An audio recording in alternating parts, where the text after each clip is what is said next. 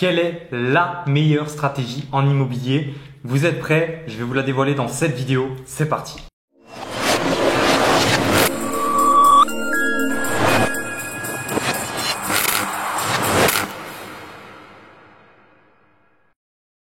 Bonjour très chers investisseurs, futurs millionnaires, je suis Franck, le fondateur d'Immomillions et je suis très impatient de vous faire cette vidéo parce que je vais enfin vous dévoiler la meilleure stratégie en immobilier. C'est parti, vous êtes prêts? La meilleure stratégie, c'est qu'il n'y a pas de meilleure stratégie. Point. Ok? Donc arrêtez avec ce fantasme de dire il me faut la meilleure stratégie. Et désolé si je pète un petit peu un plomb sur cette vidéo. J'entends trop souvent ça, ouais Franck, j'ai entendu parler de ça, qu'est-ce que tu penses, c'est quoi la meilleure stratégie? Il n'y a pas de meilleure stratégie, ou du moins il n'y a pas de meilleure stratégie universelle. La meilleure stratégie, c'est la stratégie qui va le plus vous correspondre et correspondre le plus à vos objectifs, à vous. Ok? Vous n'avez pas tous les mêmes objectifs. Donc la colocation c'est bien, mais c'est pas fait pour tout le monde. La courte durée c'est bien, mais c'est pas fait pour tout le monde non plus. Les immeubles de rapport, c'est très bien, mais pareil, c'est pas fait pour tout le monde. Ça dépend de votre secteur, ça dépend de vos objectifs. Bref, vous l'avez compris, il n'y a pas une meilleure stratégie universelle. Donc, arrêtez de penser ça, s'il vous plaît. Bon, maintenant que ça c'est clair, je vais peut-être pas m'arrêter là et du coup, je vais vous parler de comment définir sa meilleure stratégie finalement. Et pour définir sa meilleure stratégie, la première étape, c'est déjà de définir ses objectifs à soi. Donc, la première des choses, c'est de définir vos objectifs. Donc, tout d'abord, il va falloir vous demander, ok, je veux investir en immobilier, d'accord, je veux gagner de l'argent, d'accord, mais qu'est-ce que je veux derrière? Quel est mon pourquoi? Ok, il y a un livre de Simon Sinek qui s'appelle Start with the Why. Je vous invite à le lire, c'est hyper intéressant. Commencez avec le pourquoi. C'est un livre un petit peu business, un petit peu développement personnel, mais ça va vous servir. Et en immobilier, en fait, c'est exactement pareil. Commencez avec le pourquoi. Pourquoi je veux me lancer en immobilier? Est-ce que je veux me lancer en immobilier juste parce que j'ai vu 2-3 pubs et 2-3 vidéos sur YouTube passer et que les mecs qui font de l'immobilier, ils ont l'air plutôt cool, donc je vais faire pareil? Ou est-ce que j'ai un réel objectif derrière? Je veux quitter mon emploi, je veux acquérir une liberté financière, je veux passer plus de temps avec mes enfants, avec ma famille, je veux pouvoir être libre de mes choix, je veux pouvoir choisir ce que je veux et pas donner mon temps pour un autre, je veux faire mes propres projets personnels. Ok, là on commence à être dans le pourquoi. Vous voulez passer plus de temps avec votre famille? Ok, mais pourquoi? Pourquoi c'est important pour vous? Parce que peut-être vous n'avez pas eu assez de temps avec vos parents quand vous étiez petit et donc c'est une valeur qui est importante pour vous. Ok, là on commence vraiment à rentrer dans le pourquoi. Donc je vous invite à creuser ça. Et il y a un exercice qui fonctionne très bien avec ça, c'est de se poser en fait les questions. Je veux investir en immobilier. Pourquoi? Parce que je veux gagner de l'argent. Pourquoi? Parce que je veux plus de liberté. Pourquoi? Parce que je veux passer plus de temps avec mes enfants. Pourquoi? Et en fait, plus vous allez demander pourquoi et plus vous allez être précis sur votre pourquoi. C'est aussi simple que ça et je vous invite à le mettre sur une feuille, même à l'écrire. Faites l'exercice, demandez-vous 10 fois pourquoi. Pourquoi je veux ça? Ok?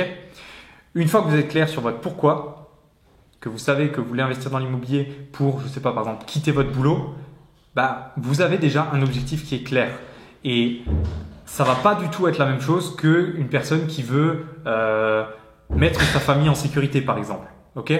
Si vous voulez quitter votre boulot le plus rapidement possible, si c'est votre pourquoi absolu, il va vous falloir une rente, il va vous falloir du cash qui tombe tous les mois pour remplacer en fait le revenu que vous avez aujourd'hui avec votre salariat ou avec votre boulot.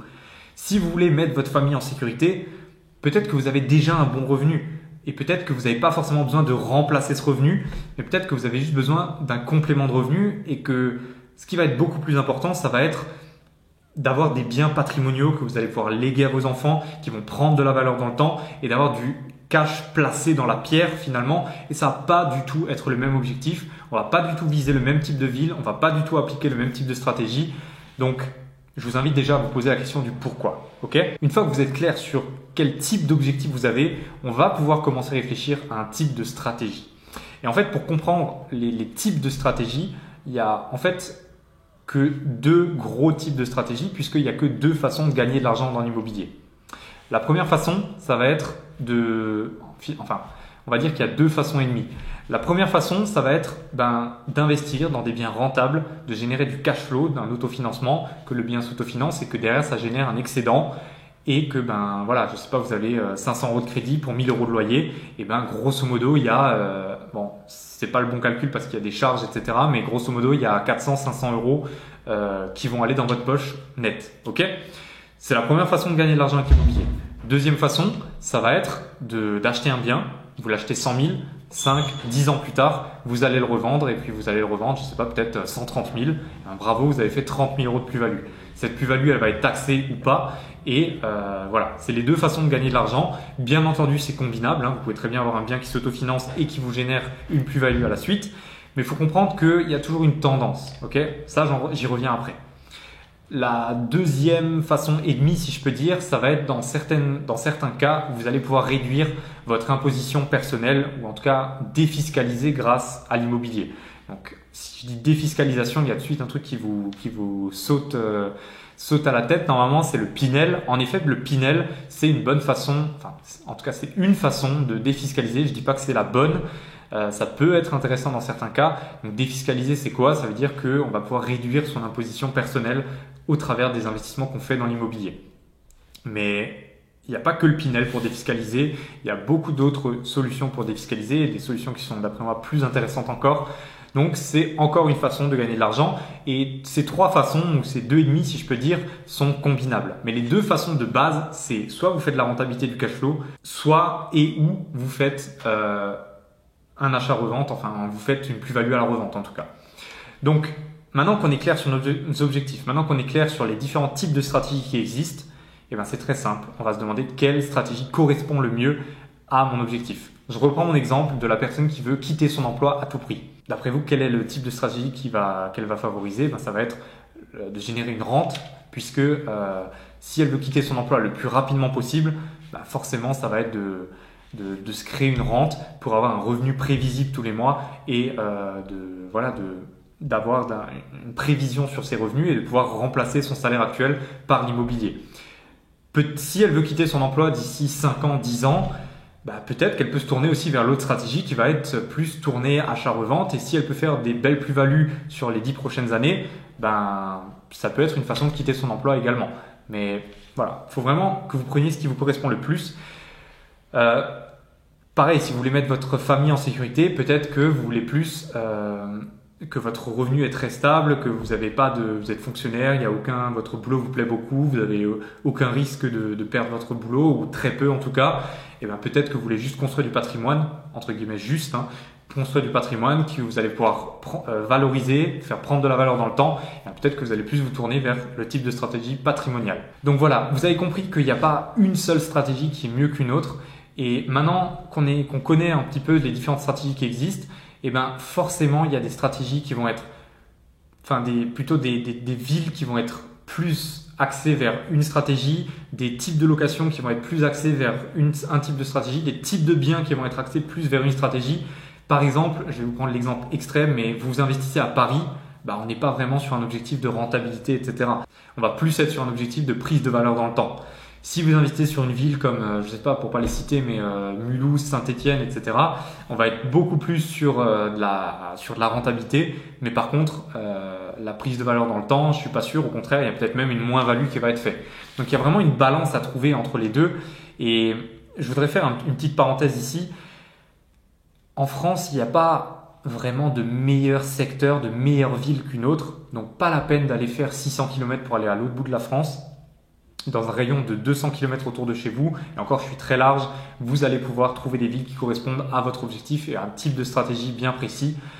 Faut pas croire que dans une autre ville, il y aura plus de bonnes affaires à faire.